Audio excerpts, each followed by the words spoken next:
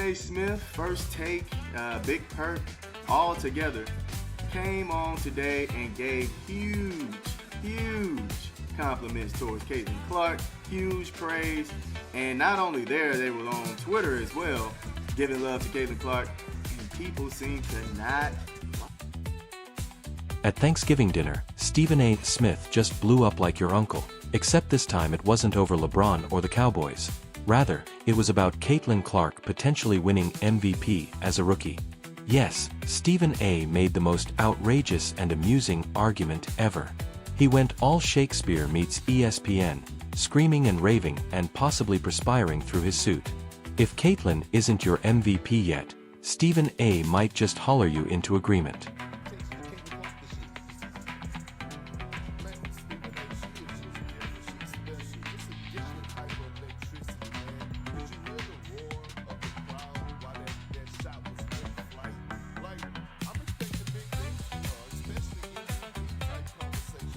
She is just different this season. Did you hear the audience yell as the shot flew?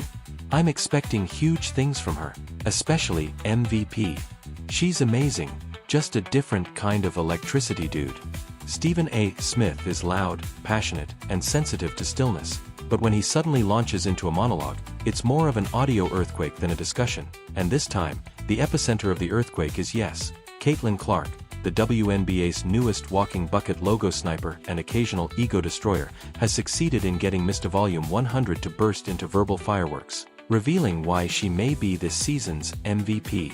Including this three-pointer that was deeper than the three she hit when she broke the all-time NCAA scorer record. Big Perk, what are your expectations for Caitlin Clark this season?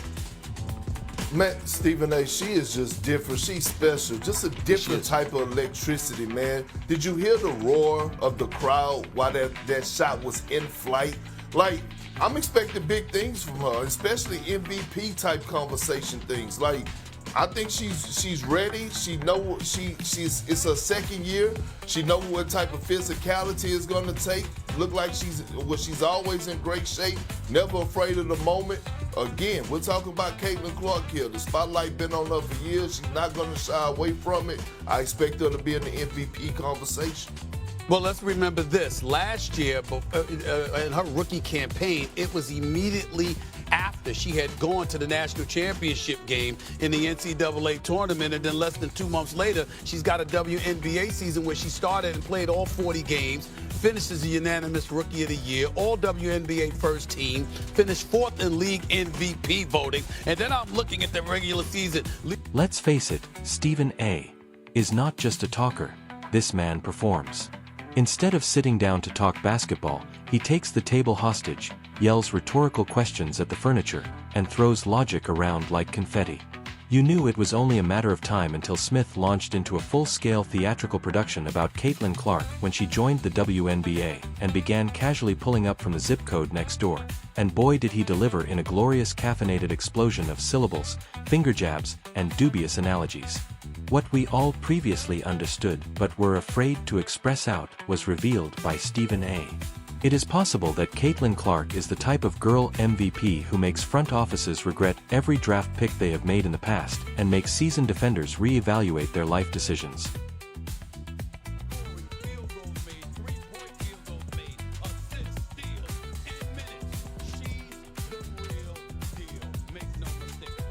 And yet there he was breaking it down like a man possessed by the basketball gods. You could practically hear the ESPN cameras flinch when he lunged into his hot take with the grace of a rhino doing ballet somewhere between she's a superstar, and it's not just the points. He probably scared a few producers and shattered a microphone, but the message crystal clear is here. She's draining logo threes like they're layups, and she's making defenders look like they're moving in slow motion through peanut butter. That's not an exaggeration, that's just Caitlin Clark's Tuesday. Now this isn't to say Stephen A. had a sudden epiphany. Let's not pretend the man hasn't been on the Caitlin Clark hype train longer than most of us have known. The WNBA had a 4-point arc in our dreams. He's been championing her like she's the second coming of Steph Curry, with a splash of Diana Taurasi's competitive rage and Sue Bird's court vision, only with better TikTok angles. To women's sports. I just think that she's elevating the profile of women's sports in a way that most women should deeply, deeply, deeply appreciate. She's a phenomenal player. She's a phenomenal shooter. I call her the Steph Curry of women's basketball. I've been calling her that since last year. People were horrified by the idea that you were promoting the sport by putting that girl up there. But this is where things really took a dramatic turn.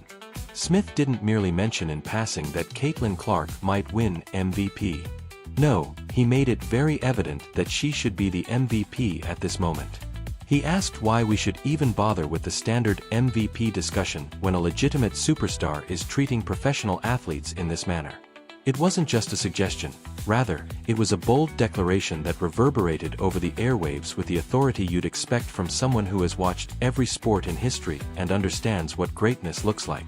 Smith's remarks, which seemed to suggest, "Forget waiting, look at what's happening here," nearly threw the discourse onto a different plane. The connotation was obvious. It seemed as though millions of screens were suddenly illuminated with the kind of ferocious passion typically reserved for playoff games and political showdowns. Caitlin Clark didn't just show up to compete, she came to reshape the game and force people to rethink what it means to dominate at this level.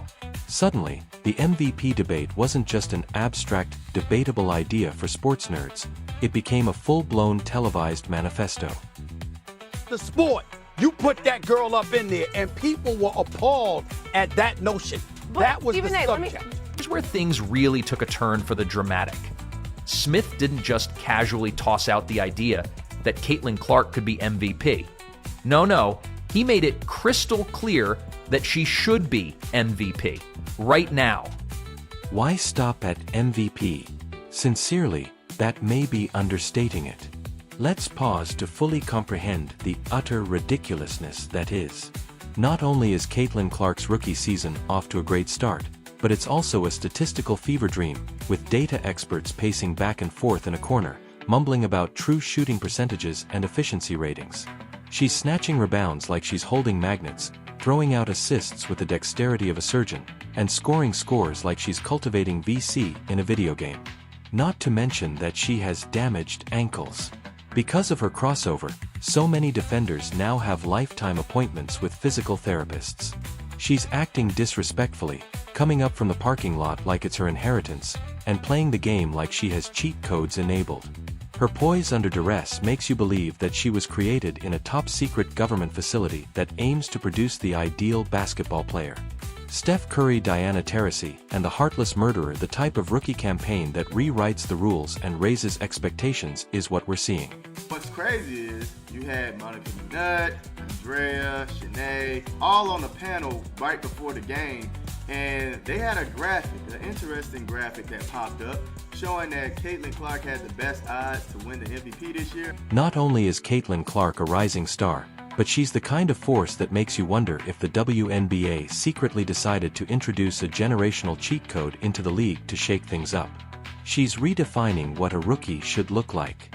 Most rookies are expected to struggle a little, maybe get lost in a few defensive rotations, or even be benched after a brutal 2-for-1-11 shooting night. But Caitlin shows up, drops 30 hits, a buzzer beater, and proceeds to sign autographs for sobbing kids while also undermining defensive schemes created by grown adults with mortgages.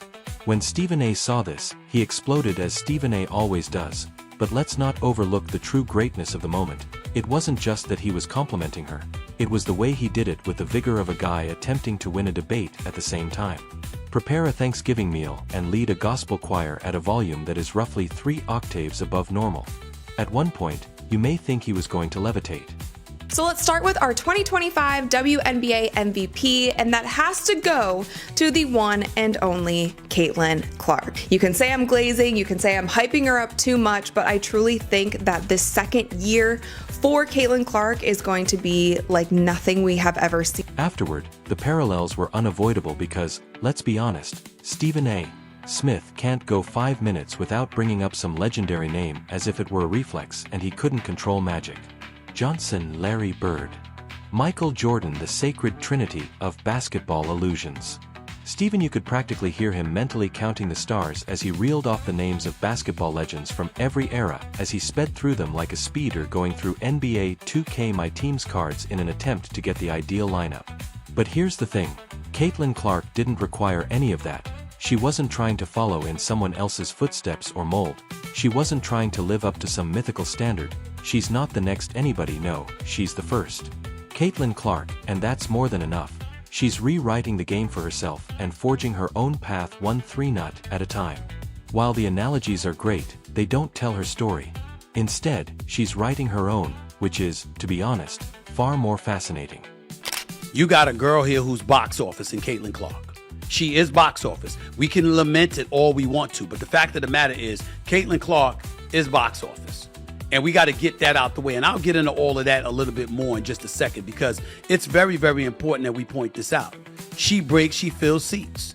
She brings the cameras. She brings national publicity. It's what she does. The real truth is that, despite Stephen A's verbal abuse of his co-hosts and his insistence on using every sports cliché in his defense of Caitlin's greatness, Clark is more than just a scorer. She is also a floor general, a playmaker, a shot creator, a crowd magnet, and a unicorn with stat padding. Now, a Stephen A tirade wouldn't be complete without some insane metaphors. He compares her range to missile systems one moment, then remarks that defenders appear to have entered a Caitlin Clark horror film, and let's be honest, he's not entirely incorrect. Caitlin Clark's fast break defense is like watching someone defuse a bomb with 0.8 seconds remaining.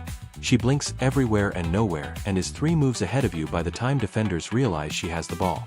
Yes, the MVP conversation calls for a little more than just dazzling consistency, leadership, and impact on team success, but yada yada yada. And who's to say they ain't gonna lose again and not win a championship? We're still talking about her.